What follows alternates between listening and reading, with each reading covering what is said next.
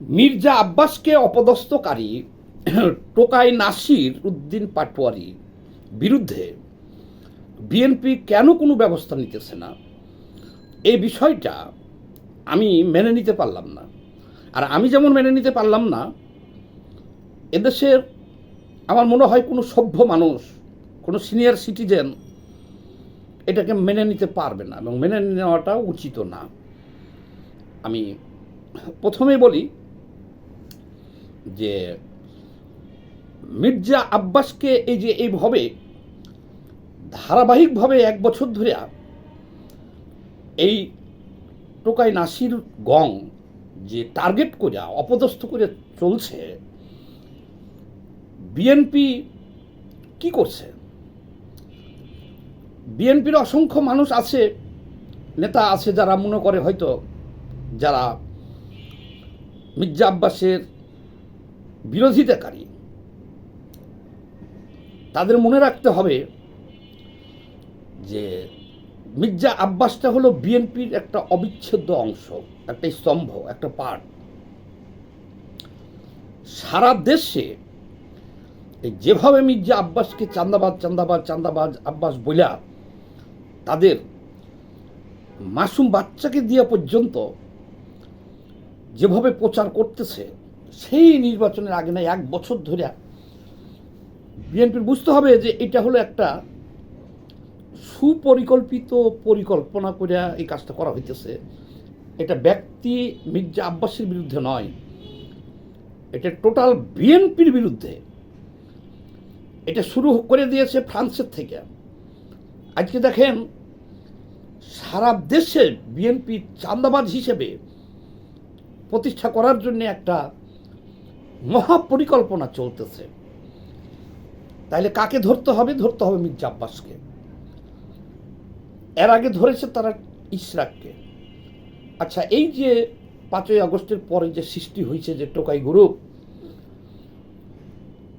50 বছরের ইতিহাসে, বাংলাদেশে রাজনৈতিক ইতিহাসে এরকম অসভ্য আচরণ কোনো রাজনৈতিক বিরুদ্ধে করা হয়েছে?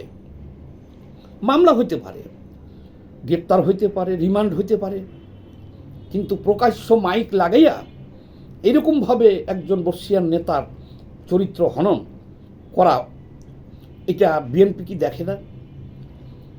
মির্জা আব্বাসকে কেন টার্গেট করা হয়েছে? ঢাকা শহরে এর আগে ইশরাককে টার্গেট করা হয় নাই, তারেক রহমানকে টার্গেট করা হয় নাই। তারেক রহমানকে কি বলা হয়েছে? তারেক রহমানকে বলা হয়েছে কাগুজে বাঘ।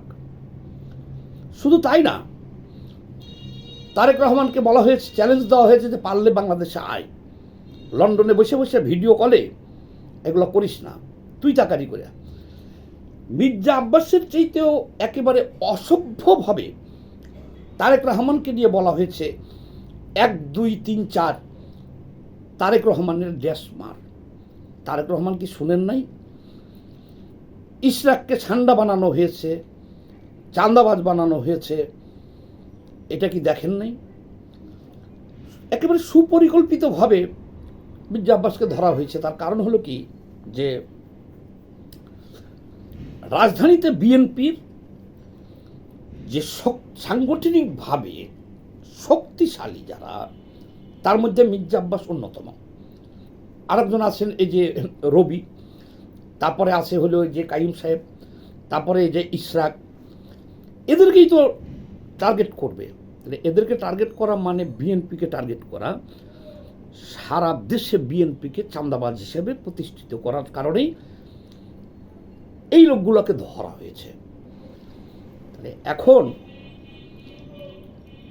সব বাদ দিলাম আমি। মির্জা আব্বাস কে ছিলেন? কে মির্জা আব্বাস? মির্জা আব্বাস হলো, দেখেন তো শাহজাহানপুর বা অত্র এলাকায় যে এই ঢাকায় মির্জা আব্বাসের মতো আরেকটা তার প্রতিদ্বন্দ্বী নাম বলেন তো? হোক সে আওয়ামী লীগের, হোক জাতীয় পার্টির, হোক বিএনপির, সারা দেশের মানুষ চিনে এরকম একজন।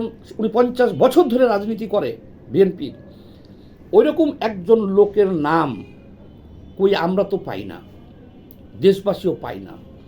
মির্জা আব্বাস মির্জা আব্বাসী। আচ্ছা, আরেকটা ব্যাপার বলি, মির্জা আব্বাস ব্যক্তিগতভাবেই সোনার চামচ মুখে নিয়ে জন্ম নিয়েছে।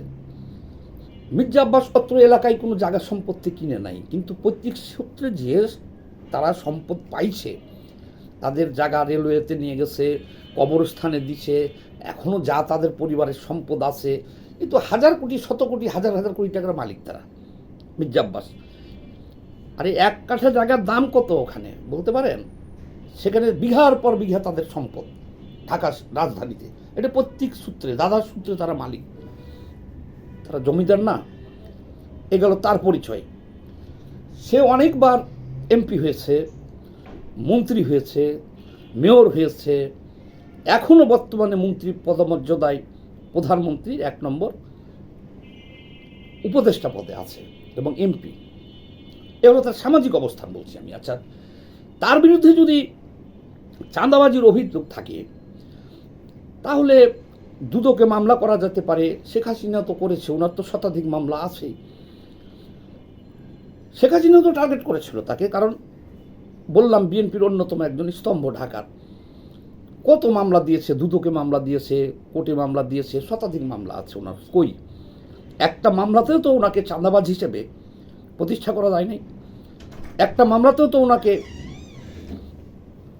অন্যায়কারী হিসেবে এখন পর্যন্ত রায় দেওয়া সাব্যস্ত করা যায়নি। এই হলো তার অবস্থান, মির্জা আব্বাসের অবস্থান।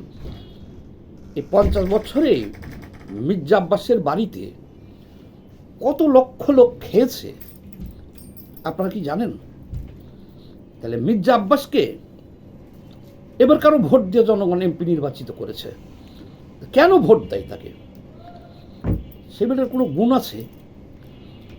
চাঁদাবাজি এক জিনিস আর ভোট পাওয়া এক জিনিস।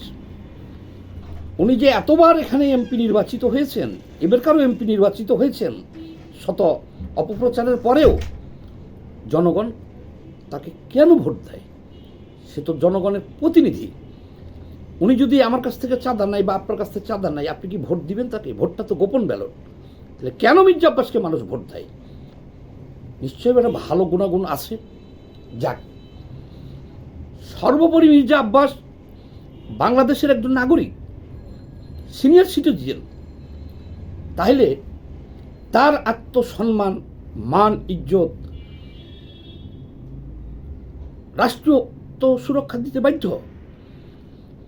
মাইক লাগাইয়া তাকে চাঁদাবাজ হিসেবে, এই হিসেবে চরিত্র হনন করে যেভাবে তার জীবনটাকে দুর্বিষহ করে তোলা হয়েছে,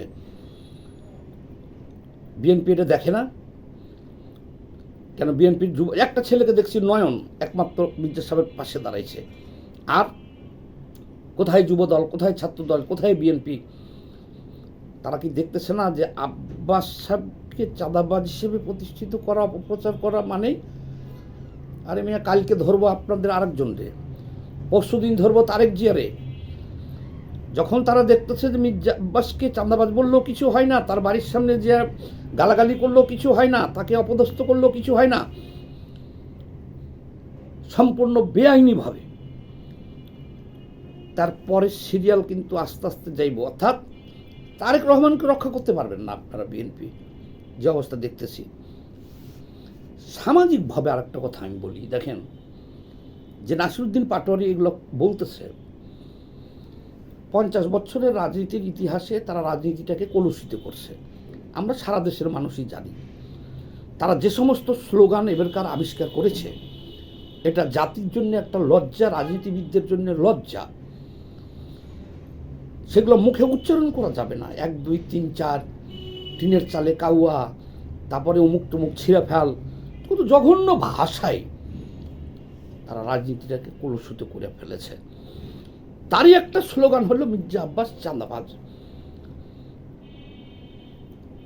যে ব্যক্তিকে লাগানো হয়েছে মির্জা আব্বাসের বিরুদ্ধে, তার পরিচয় কি? সেটা একটা টোকাই। আমরা তাকে দেখেছি 5ই আগস্টের আগে একটা ছেঁড়া পাঞ্জাবি পরতো, পায়ে একটা ছেঁড়া স্যান্ডেল ছিল তার। ক্যান্টিনে যে ডাল দেওয়া হয়, ডাল একেবারে পাতলা ডাল, এটা দিয়ে তারা ভাত খাইতে পারে না, সেইটার আন্দোলন করছে। সে কোনো জমিদারের পোলাও না, তাদের জন্য সকালের 2টা পরাটা খাওয়াটা ছিল জীবনের স্বপ্ন। তারপরে চাকরি বাকরি শেষ করিয়া একটা চাকরি কইরা ডাইল ভাত খাওয়াটা তাদের জীবনের স্বপ্ন ছিল। সেই টোকাইরা 5ই আগস্টের পরে এখন তারা 3 বেলা বিরিয়ানি খাইতেছে, ওই হাঁসের মাংস খাইতেছে, রাজকীয় গাড়িতে ঘুরে বেড়াইতেছে। তাহলে সে চাঁদাবাজ না? সেই 5ই আগস্টের পরে সামান্য এই কয়দিনে সে কোনো মন্ত্রীও না, এমপিও না, সচিবও না, তার আয়ের উৎস কি? সে যে এখন এই ভিআইপি গাড়িতে চড়ে ঘুরে বেড়াইতেছে আর দাপড়াইয়ে বেড়াইতেছে সারা লোক, এটা কিন্তু মেনে নেওয়ার মতন না। এইসব টোকাই ছেলেপিলেগুলো রাজনীতিকে নষ্ট করছে। কিন্তু এই নাসির কিন্তু এই যে আব্বাস সাহেবের বিরুদ্ধে যে প্রোপাগান্ডা চালাইতেছে, এটা কিন্তু নাসির সাহেব বা নাসির, টোকাই নাসির, এটা তার ব্যক্তিগত বিষয় না। তাকে জামাত, শিবির, যে জোট, তারা পরিকল্পিতভাবে একে লেলিয়ে দেওয়া হয়েছে। এটা সহ্য করার মতন না।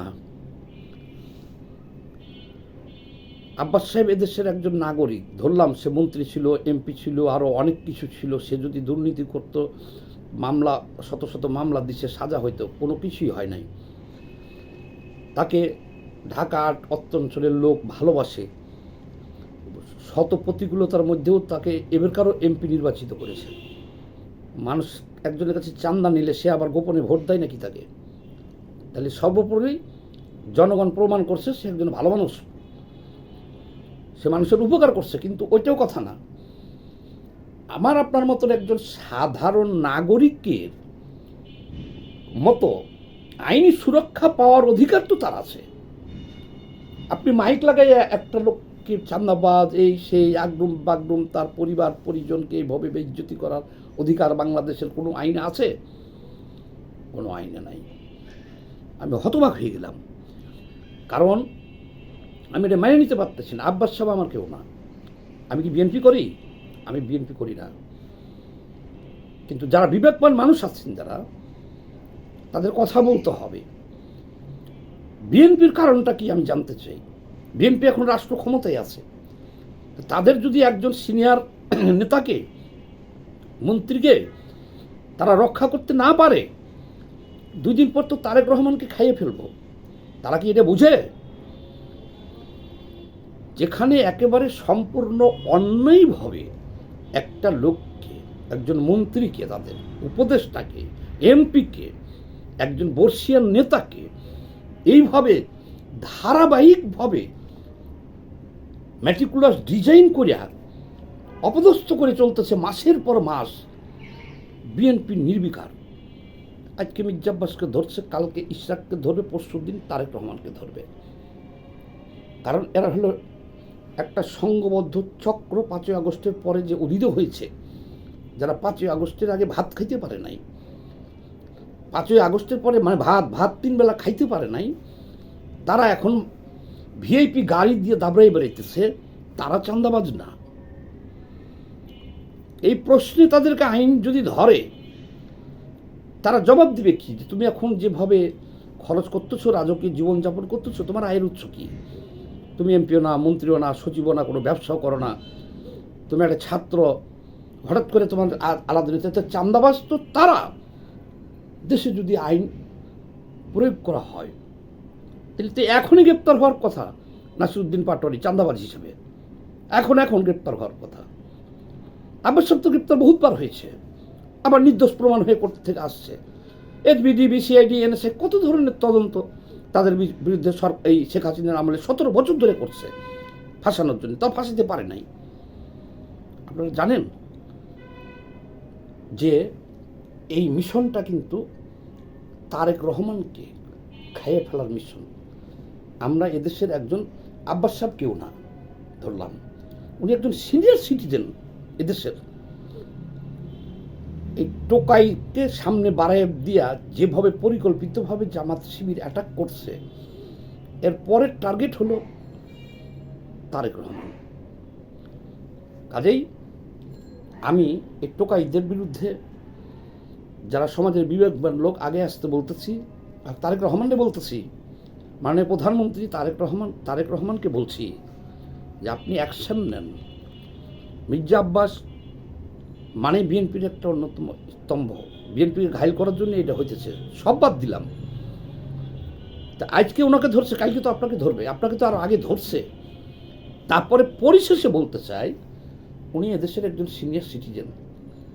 মাইক লাগাইয়া তাকে এইভাবে অন্যায়ভাবে একবারে মিথ্যা কথা বলে তার পারিবারিক জীবন, তার মান সম্মান ক্ষুণ্ণ করার অধিকার, ধরলাম সে টোকাই নাসির না, সে শিল্পপতি বা সোনার চামচ মুখে দিয়ে জন্ম নেওয়া একজন নাগরিক, সে তো পারে না এটা করতে। কাজে আমি আহ্বান জানাই তারেক রহমানকে এটার বিরুদ্ধে ব্যবস্থা নিন। ধন্যবাদ সবাই, এটা ভিডিওটা শেয়ার দিন।